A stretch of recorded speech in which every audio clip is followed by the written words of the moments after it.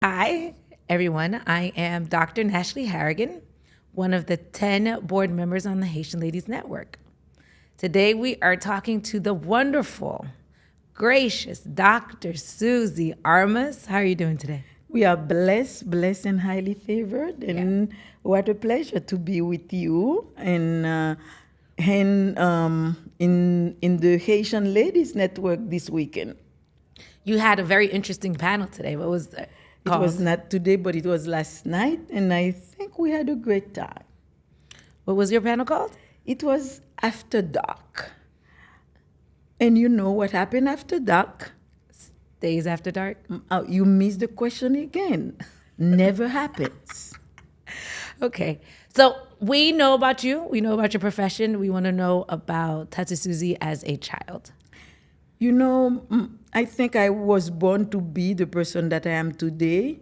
And after leaving my hometown, Jean Abel, in the northwest area of Haiti, and going to the capital, Port-au-Prince, at the age of 3, I had the privilege to finish my school in Haiti and go to Mexico for medical school. And from there, come to the US and completing my medical degree and starting to work as a physician. To tell you, I also worked in Haiti and in Mexico before I came over, before I crossed over, by the way. So what made you decide to be a doctor at all? There was a project when I was in Reto, like what you call high school or the last 2 years of high school. We had a project because many young girls were giving birth at early age in Cité Soleil. And my school was doing the project. And we were bringing them the birth control. And even with the birth control, the girls were still getting pregnant. And I took it upon myself and I said, you know what? I'm going to do the extra mile. I'm taking the pills myself, holding them, giving them 7 days, and I will go to Cité Soleil every weekend and making sure that the 7 pills were taken and giving them the other 7. And I did that, and they were like feeling that I was part of them, and they were enjoying the time spending with me and taking the pills until they got it. After 3 months, I realized that, hey, they learned the lesson and they could handle it by themselves. And we had the opportunity to decrease the pregnancy rate to a lower rate at the end of the 9 months. And that was the entire year. And I was very proud of myself. And I said, I think I can do this. Yes. So what challenges do you think you faced becoming a physician and working in Mexico and Miami and Haiti? You know, it is always difficult for a Black woman. But I have to say that my experience in Mexico was very nice because the Mexicans are very open to they call us extranjeros. And it was nice. They open up to us. They like to teach us the words, mostly the bad words, because I have to say that when I went to Mexico, I did not know how to speak Spanish. But in Haiti back then, you used to learn the basics of Spanish.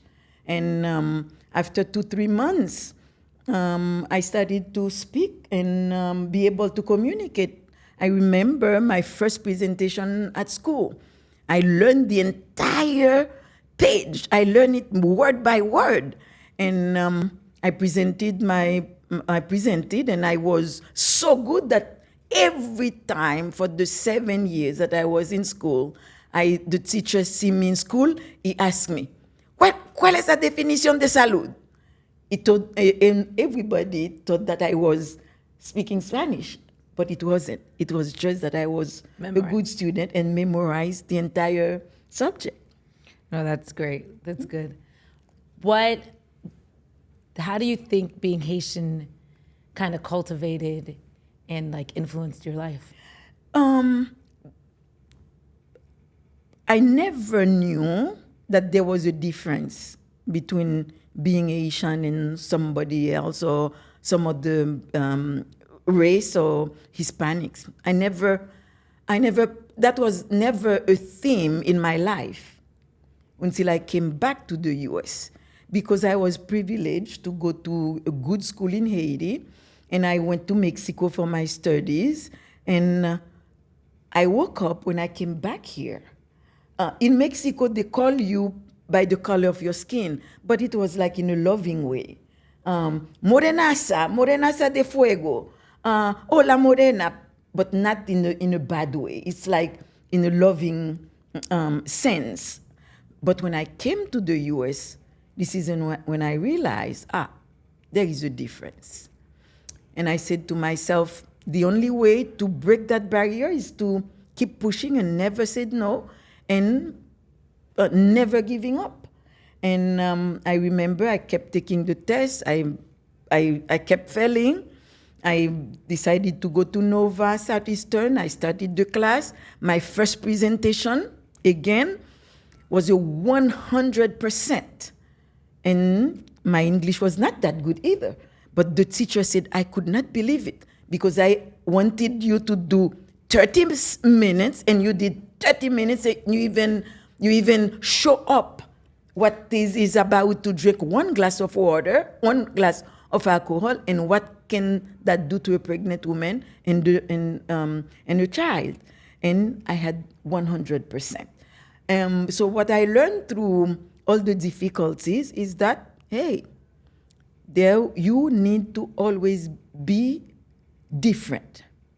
And nothing can stop you if you know what you are doing and you know it well.